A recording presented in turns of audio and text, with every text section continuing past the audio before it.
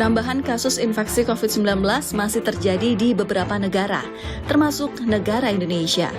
Memasuki pekan kedua pada Juli lalu, kasus COVID-19 terus meningkat. Hal ini disebabkan oleh kemunculan dua subvarian Omicron, yakni BA.4 dan BA.5.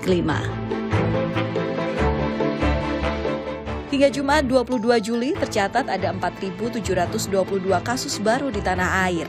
Dan DKI Jakarta masih menjadi penyumbang kasus aktif COVID-19 tertinggi dengan angka kasus 2.367, disusul Jawa Barat 930 kasus dan Banten 549 kasus. Melihat kasus COVID-19 yang semakin naik, pemerintah akhirnya mengubah kembali beberapa kebijakan COVID-19 dan mengencarkan kembali vaksin booster untuk masyarakat. Saat ini, vaksin booster menjadi satu syarat penting untuk melakukan perjalanan antar kota dalam negeri. Kenapa sedikit? Memang itu di mana-mana, nggak di Indonesia saja. Orang underestimate, atau karena udah merasa sudah divaksin 2 kali dia merasa lebih kuat. Perlu kita ketahui data saintifiknya menunjukkan bahwa sesudah 6 bulan terjadi penurunan. Jadi jauh lebih baik, jauh lebih siap, jauh lebih waspada kalau kita juga segera melakukan vaksinasi booster, apalagi kalau sudah 6 bulan.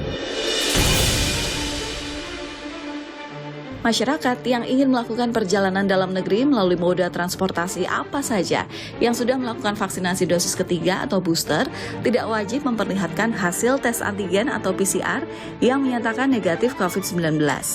Sedangkan yang belum melakukan vaksin booster wajib memperlihatkan bukti tes antigen ataupun PCR. Tidak hanya sebagai syarat perjalanan, vaksin booster juga diberlakukan sebagai syarat memasuki tempat-tempat umum, mulai dari mal hingga tempat wisata. Kementerian Dalam Negeri atau Kemendagri juga telah menerbitkan aturan mengenai persyaratan vaksinasi booster untuk kegiatan masyarakat. Aturan ini tertuang dalam Surat Edaran Mendagri nomor 440-3917-SJ tentang percepatan vaksinasi booster untuk kegiatan masyarakat. Dosis ketiga ini akan dipersyaratkan untuk berbagai kegiatan yang melibatkan masyarakat banyak dan juga untuk berbagai perjalanan.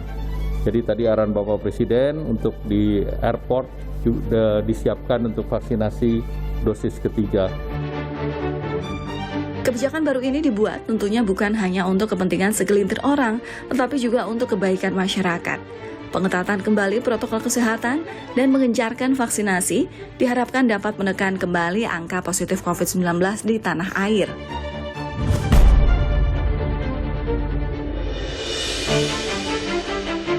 Bank Indonesia berencana meluncurkan kajian terkait mata uang digital atau Central Bank Digital Currency atau CBDC dalam waktu dekat.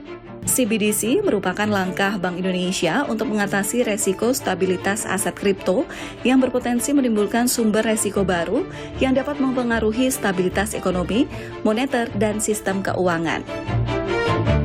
Sebelum akhir tahun ini akan keluar dengan white paper. Isinya white paper itu adalah high level design terkait dengan apa yang sudah kita pikirkan, tetapi dia tidak akan bersifat final. Pastinya kita akan meminta para stakeholders Bank Indonesia ini untuk memberikan masukan di situ. Mungkin insya Allah di sekitar awal tahun depan kita akan keluar juga dengan konsultatif paper. Itu biasanya butuh waktu. Kita akan minta masukan dari industri dan berdasarkan feedback tersebut kita akan bergerak kepada uji coba. Direktur Departemen Kebijakan Sistem Pembayaran DKSPBI, Rian Rizaldi menyatakan CBDC berbeda dengan uang elektronik, kartu kredit, atau dompet elektronik seperti GoPay dan OVO. Menurut Rian, mata uang digital diterbitkan oleh Bank Sentral, sementara kartu kredit dan debit diterbitkan oleh Bank Umum. Sedangkan uang elektronik dan dompet elektronik yang menerbitkan adalah Bank Umum dan perusahaan non-bank. Deputi Gubernur Bank Indonesia, Doni Primanto Juwono, menyatakan ada 6 tujuan dalam penerbitan rupiah digital. Pertama, menyediakan alat pembayaran digital yang bebas resiko. Kedua, memitigasi resiko non-sovereign digital currency. Ketiga, memperluas efisiensi dan tahapan sistem pembayaran termasuk cross-border. Keempat, memperluas dan mempercepat inklusi keuangan. Kelima, menyediakan instrumen kebijakan moneter baru. Keenam, memfasilitasi distribusi fiskal subsidi.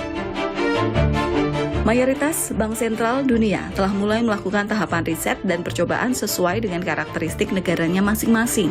Selain itu, dukungan dan masukan industri juga merupakan masukan penting bagi bank sentral dalam merencanakan CBDC.